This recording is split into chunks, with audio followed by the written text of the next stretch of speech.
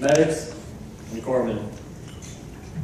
Thank you for your selfless service and commitment to your nation and the warfighters whom you care for.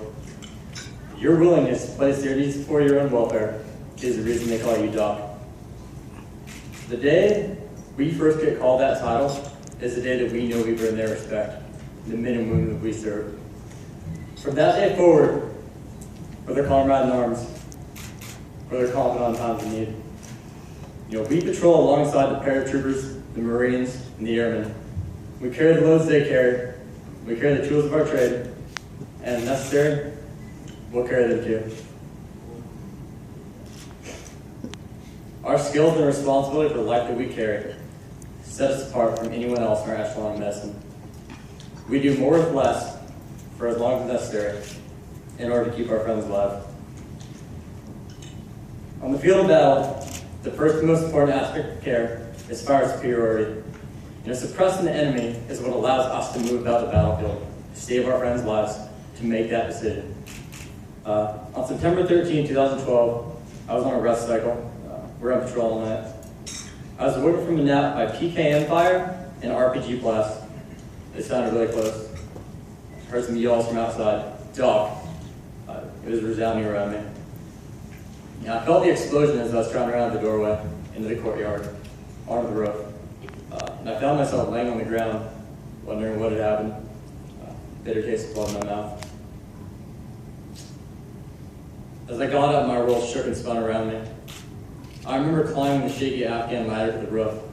I remember low quantity while there was receiving fire, seeing the bullets ping around me and my friends, brought an intense rush of anger and adrenaline. I took up a firing position near one of our 240 gunners. I remember looking at the tree line, seeing people run around in costume dress. I remember firing at them. A man named Jacques Mencia, the specialist, one of our snipers, he low crawled me. He threw my M4 down and he said, "Doc, someone's been hit."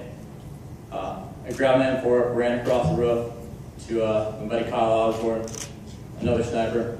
He was shot in the back. He was laying on the ground in cold blood. His mouth was open.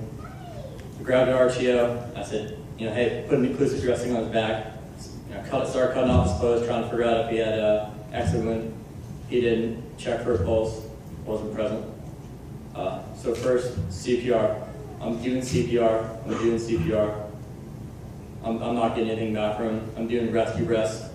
And the taste of his grizzly mint long cut that was in his mouth and my own blood, it sticks with me. It's never gonna go away.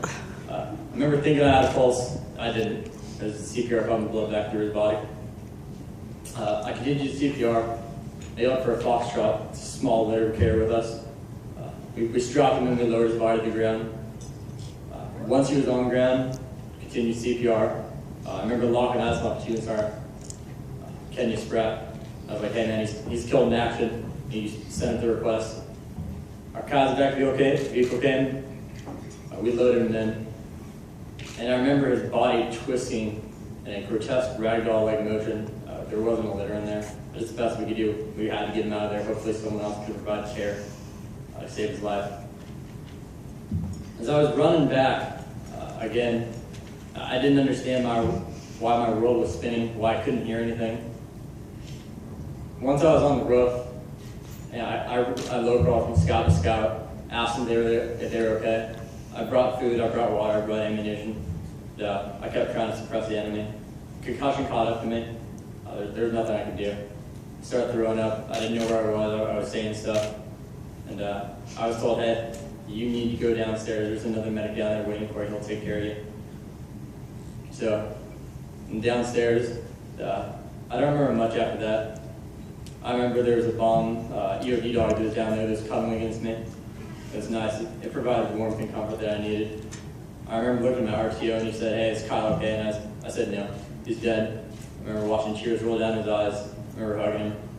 I watched two female MPs stack a box of MREs up against the window, climb on top of them, and shoot out the window. It's something you don't see a lot, and it was amazing. Once I got medevac to the aid station a few hours later, I remember looking down at my hands. and I couldn't see, my skin. There's blood and there's dirt. Everything else is pretty much a blur to me. I think the most important thing to take away from this, though, is there is nothing I did in my mind that was heroic, that was valorous.